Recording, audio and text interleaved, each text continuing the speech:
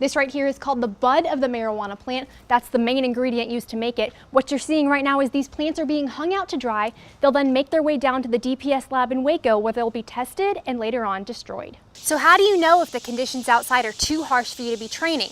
Dr. Greiner says check the heat index. Buster and Pippin have been showing us a great time here at Life in Stride Riding Academy in College Station. I'm riding along with Kate Evans today. She's the owner.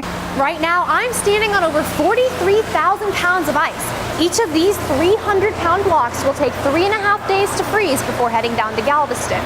The Texas Rangers have taken over this case, and today they released more details on what happened in this home on West Marietta.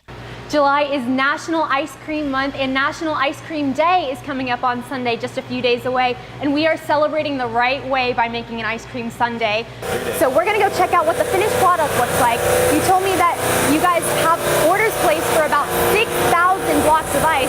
You guys have about 1,000 left to make, but I understand that there's 3,000 in here. And check this out. This is blocks of ice from floor to ceiling. You've said that you started working at McDonald's when you were 17. So what made you stick around this long? So you guys have a bunch of different flavors. You do sweet and savory crepes. What's the most popular? Most popular is Nutella strawberry banana with whipped cream on the top. College Station's Southside neighborhood is a quiet place to raise a family. We're the oldest neighborhood in College Station. But residents are concerned after seeing a spike in summer crime. We don't know why they're targeting us, and so many of these people are permanent residents that have been here a very long time.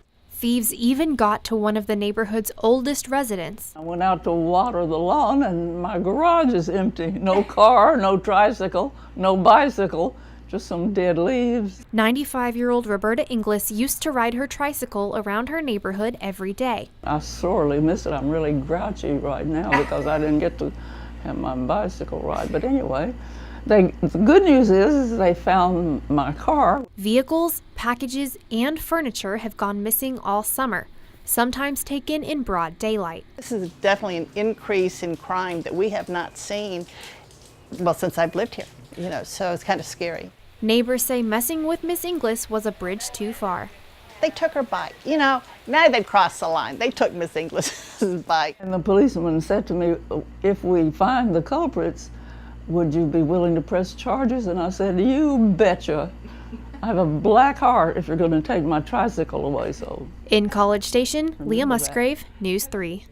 Things have quieted down, but it is still an active scene. Investigators are continuing to collect information. I'm going to step outside the frame so you can see what's going on behind me. Right now, there are very few details. We know police got a call around 1 o'clock this afternoon for an unconscious person and found the 2 deceased. Neighbors tell me there were 2 adults and 3 kids that lived there. Some neighbors say they were shocked to hear the news. It's a kind of more of a family-orientated neighborhood back here, so it's a little bit of a shock and surprise to hear this sort of thing back over this way. Usually nothing happens. At this time, the individuals have not been identified. I'll continue to gather information and bring it to you as it becomes available. Live in College Station, Lia Musgrave, News 3. On Tuesday, Rick Kiley woke up to the sound of helicopters over his neighbor's yard.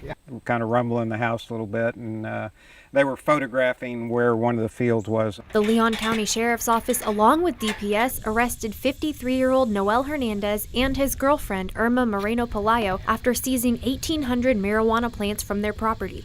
This right here is called the bud of the marijuana plant. That's the main ingredient used to make it. What you're seeing right now is these plants are being hung out to dry. They'll then make their way down to the DPS lab in Waco, where they'll be tested and later on destroyed. We had received a tip on this approximately a month ago. This is the same case from back in 2011, where they I think 2,200 plants at that time.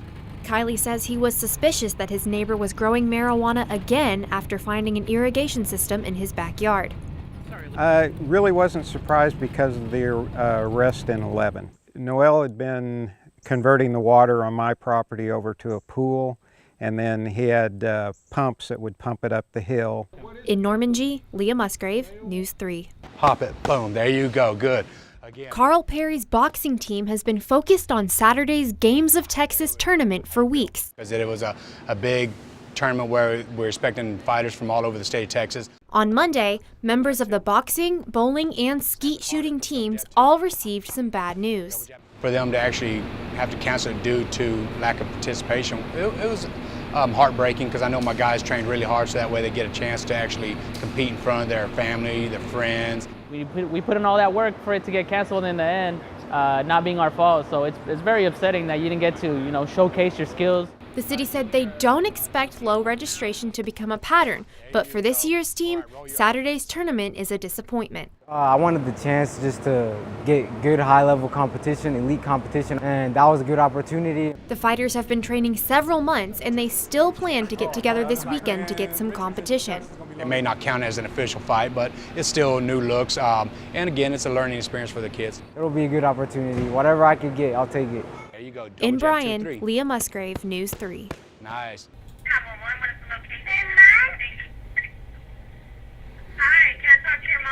This summer, Brenham's Emergency Dispatch Center has been dealing with calls just like this one. Hi, can I talk to your mommy or your daddy? Christy Stamness is the director of Washington County 911. She says the county has noticed a rise in accidental calls, mostly from young kids with old cell phones. We had a really young child who could not even speak, called 911 playing with the phone, and the operator tries to get the child to, hand the phone off to the mom if possible. Accidental 911 calls tie up emergency phone lines and first responders. If we get a 911 call in, even if it is a kid, we have to call that number back. So it's going to take time away from a true emergency.